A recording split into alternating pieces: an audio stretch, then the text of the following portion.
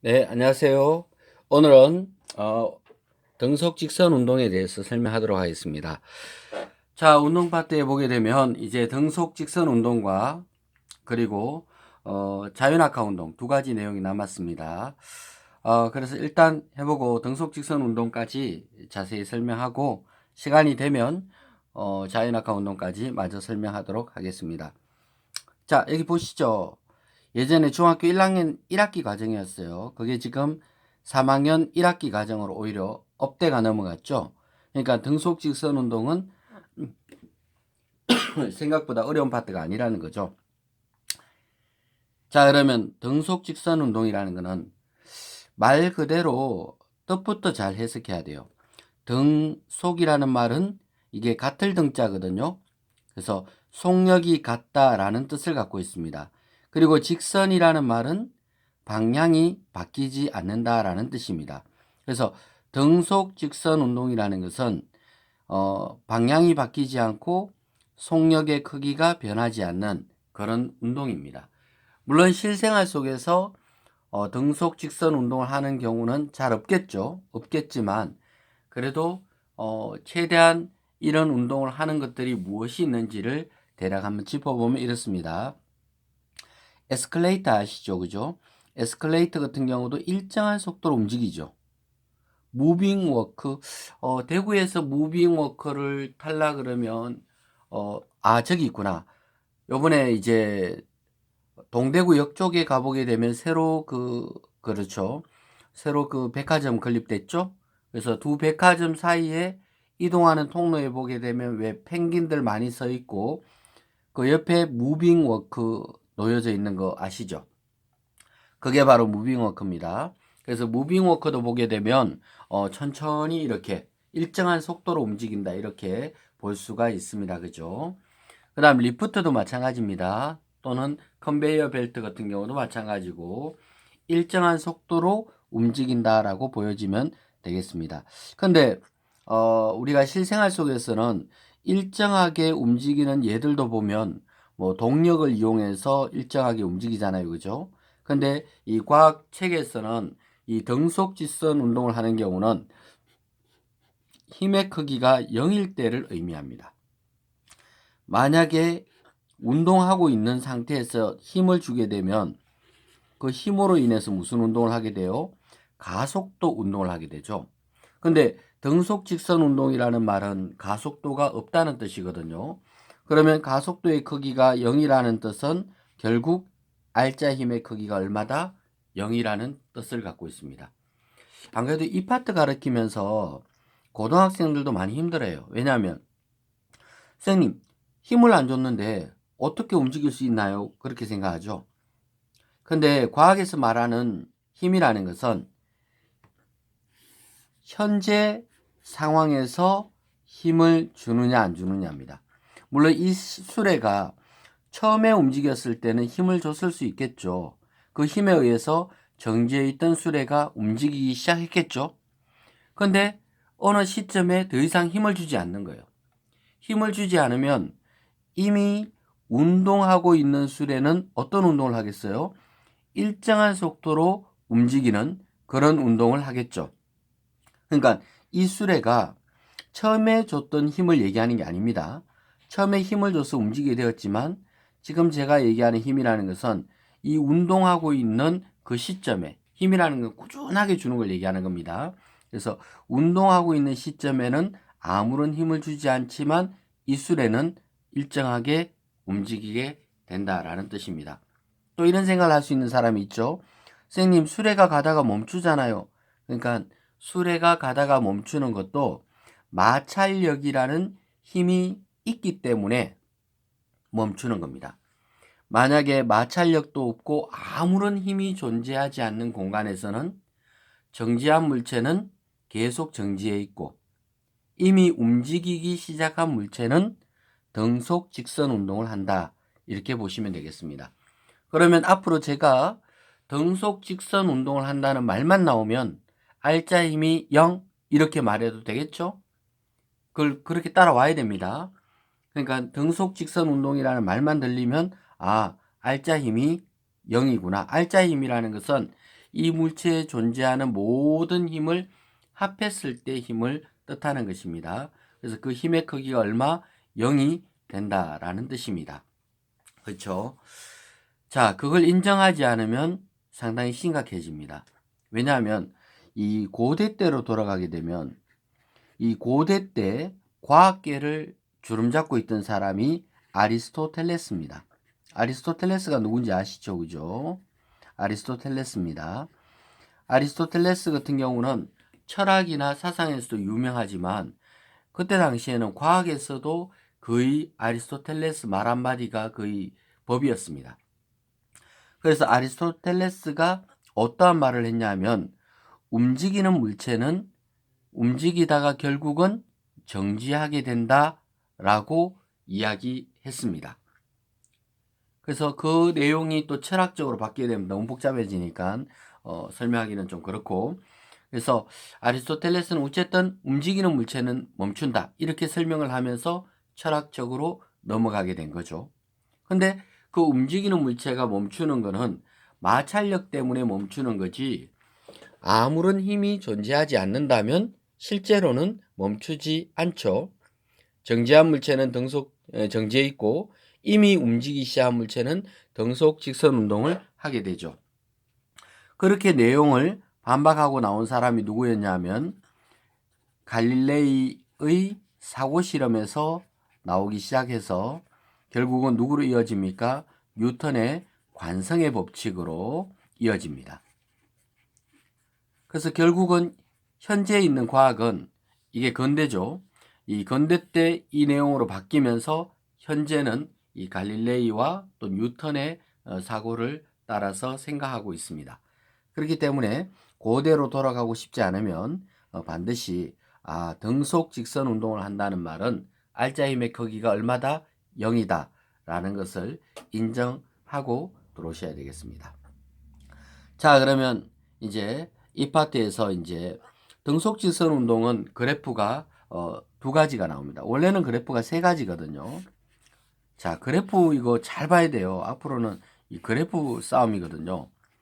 근데 이 가로축은 항상 시간 t를 의미합니다. 시간 t를 의미하는데 이 세로축이 무엇이냐에 따라서 어떤 경우는 가속도, 속도, 거리. 이게 가속도예요. A는 가속도, V는 속도, 거리는 S. 자, 그래서 AT 그래프, VT 그래프, ST 그래프 이렇게 세 가지가 나오는데 이 등속 직선 운동은 속도가 변하지 않기 때문에 가속도는 얼마예요? 0이죠. 0이니까 이 그래프는 시험에 나올 일이 없다라고 보여집니다. 그래서 이 두 가지 그래프가 여기에 나오고 있죠. 자, 속도가 일정하다 그랬죠? 그래서 시간이 지나도 속도가 일정하다 이렇게. 이게 등속 직선 운동을 나타내는 그래프입니다. 근데 거리는 달라요. 왜냐하면 속도가 있기 때문에 거리는 일정하게 증가하겠죠. 이렇게. 그죠? 그래서 요 그래프도 둘이는 알고 보면 똑같은 그래프예요. 이 VT 그래프가 ST 그래프로 바뀌면 이렇게 바뀌고 ST 그래프가 VT 그래프로 바뀌게 되면 이렇게 바뀌는 거예요. 서로 알고 보면 똑같아요. 이것만 보지 마시고 이 Y축이 속도인지 거리인지 정확하게 판단을 하셔야 되겠습니다. 자, 그래서 이 파트에 들어오게 되면 거속시는 이미 아시겠죠? 거리, 속력, 시간. 자, VT 그래프에서는 V 곱하기 T가 S죠. 그러니까 V 곱하기 S는 면적이잖아요. 그죠? 이 면적은 뭐에 해당되는 거예요? 바로 거리에 해당됩니다. 그에 비해서 ST 그래프에서는 어때요? 기울기. 기울기는 수학에서 어떻게 돼요? 밑변분의 높이가 바로 기울기죠. 그러면 여기서 밑변은 시간이고 높이는 무엇이 높이가 되겠습니까? 바로 S, 거리가 높이가 되죠. 그럼 결국 기울기는 뭐란 뜻이에요? 시간분의 거리는 뭡니까? 바로 속력입니다. 기울기가 속력을 의미합니다. 기울기가 일정하다는 것은 속력이 어떻다는 뜻이에요? 일정하다는 뜻이에요. 그러니까 ST 그래프를 볼 때는 기울기를 보셔야 되고요. 항상 속력이 어떤지를 잘 봐야 돼요. VT 그래프에서는 그냥 속력 보시면 돼요. 그죠? 근데 VT 그래프에서는 면적이 거리구나. ST 그래프에서는 기울기가 속력이구나. 계속해서 반복해서 보면서 여러분들이 이해를 하셔야 되겠습니다. 만약에 이런 그래프가 나올 수 있어요. VT 그래프인데 이렇게 나올 수 있어요. 이거는 속력이 점점 빨라진다는 얘기가 되겠죠. 이거는 등속 직선 운동이 아닙니다. 등속 직선 운동은 속력을 판단할 때 속력이 일정한 것이 등속 직선 운동이겠죠. 그럼 여기 보면 속력이 일정한 경우, 그렇죠? 기울기가 일정한 경우, 속력이 일정한 경우가 무슨, 그렇죠? 등속 직선 운동이다라고 보시면 되겠습니다. 그러면 등속 직선 운동 같은 경우는 뭐 S는 이꼬르 VT니까 너무 뭐 구하는 게 너무 간단하죠. 그죠? 속력 곱하기 시간 하면 거리가 바로 나오니까. 지난번에도 얘기했지만 그 단위만 좀 철저히 좀 맞춰 주시기 바라겠습니다. 예를 들어서 속력 같은 경우도 36km/h가 나오면 잽싸게 10m/s로 바꾸는 거 아시죠? 시간도 2분이라고 나오시게 되면 빨리 120초라고 바꾸셔야 됩니다.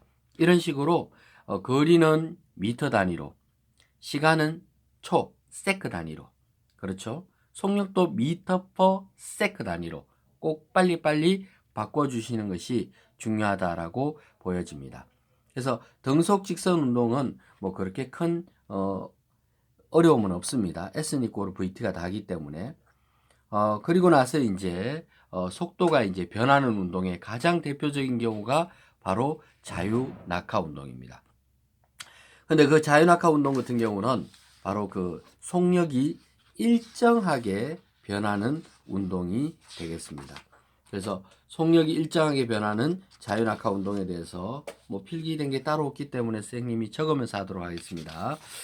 자, 자유 낙하 운동에 대해서. 근데 또 자유 낙하 운동은 고등부 내용이에요. 이게 자유 낙하 운동. 자, 자유 낙하 운동. 자유 낙하 운동이라는 말은 어떤 공이 있으면 처음 속도 0초일 때 속도다라는 뜻이거든요. 처음 속도를 0m/s로 둡니다. 속도가 없어요. 던지는 게 아닙니다.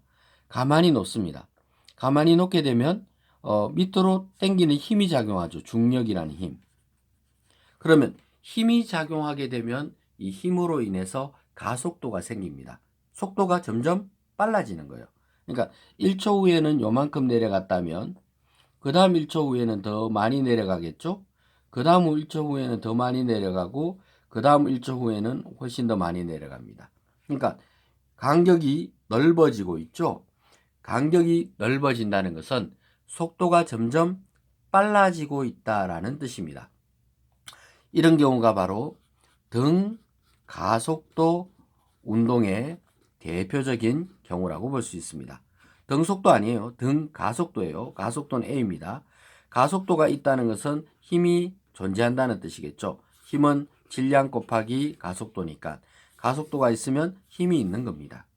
그리고 가속도가 일정하니까 왜? 힘이 중력이 일정하잖아요. 그죠? 일정한 중력이 작용하니까 중력 가속도는 G는 9.8 미터 퍼 세크 제곱입니다. 자, 가속도 단위는 속력 단위에서 시간으로 한 번 더 나눴으니까 단위가 미터 퍼 세크 제곱이 됩니다.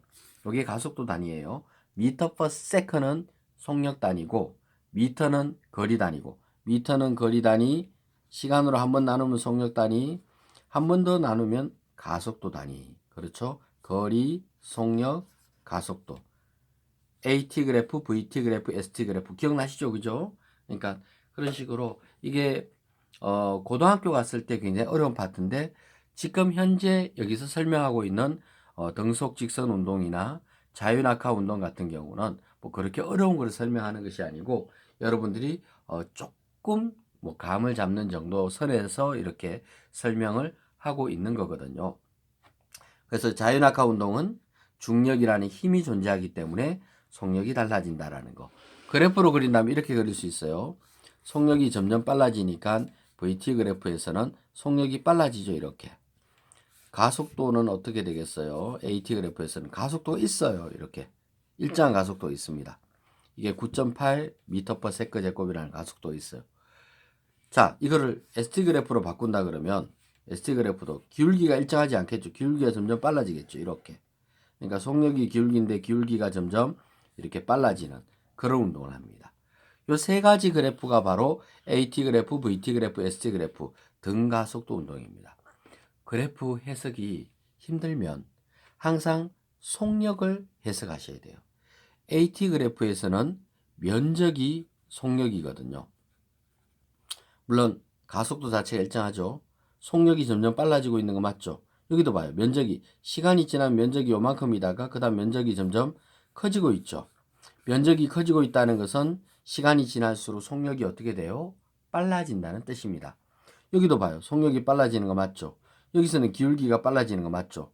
얘는 면적이 증가하고 기울기가 증가하고 VT 그래프니까 자체가 증가하는 것을 표시하고 있잖아요. 그러니까 세 가지 그래프 모두 다 속력이 증가하고 있는 것을 나타내고 있습니다. 근데 조금 전에 등속 운동은 어땠어요? 등속 운동 그래프를 다시 한번 더 그려보게 되면요. 속력이 일정했죠. ST 그래프에서 기울기가 일정했죠. 속력이 일정하고 기울기가 일정한 경우는 이거는 등속 운동 그래프가 되겠고 이 세 가지는 등 가속도 운동 그러니까 자유낙하 운동의 그래프가 된다라고 생각하시면 되겠습니다. 항상 요거 뭐 적혀 있는지 잘 보셔야 돼요. 그죠? 막 이거 안 보고 그럼 곤란해요. 그죠? 그러니까 이 과학이라는 게 이 파트는 뭐 사실은 단위와 그리고 그래프만 잘 이해하시게 되면 충분히 어렵지 않습니다. 이 파트는. 그렇죠?